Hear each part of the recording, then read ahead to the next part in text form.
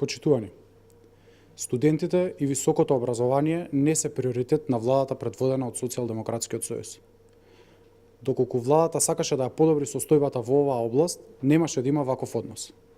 Ставија европско знаменце на Законот за високо образование, а се покажа дека тоа е само начин да ја забрзаат процедурата, но не и суштински да го подобрат текстот на законот.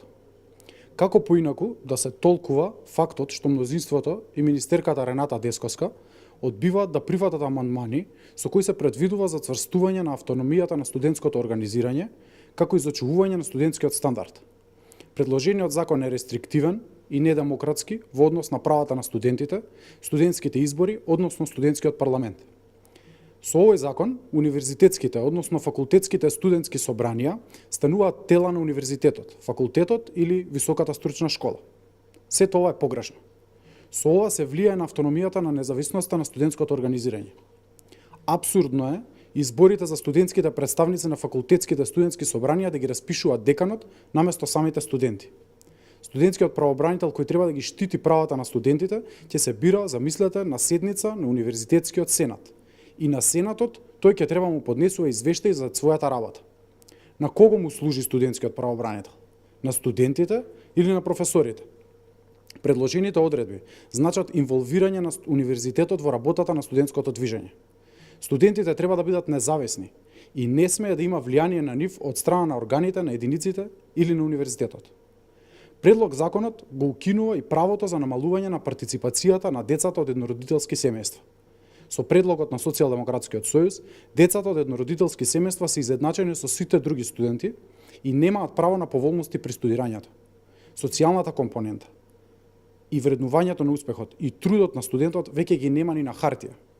Имено, СДС го укинува правото на редовен студент кој е запишан во приватна квота на државните универзитети и плаќа 400 евра по првата година од студии, доколку постигне просек од 8,5, да може да се префрли во државна квота и да плаќа само 200 евра до крајот на студирањето, доколку го задржи својот просек, се разбира.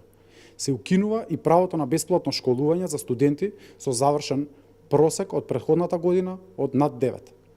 Со неприфаќањето на предлозите да се подобри текстот, се пропушта шансата за подобар закон.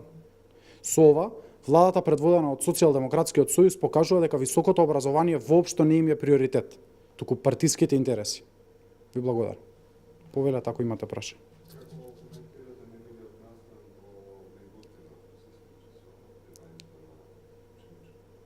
ВМРО ДПМН е згрозено од ваквиот настан, од ваквиот инцидент. Одговорноста, како што кажа и голем број на здруженија, лежи исклучиво во Министерството за образование и наука, кое што треба да овозможи нормален, мирен, образован и воспитан процес. Одговорност за сето ова што се случува мора да постои.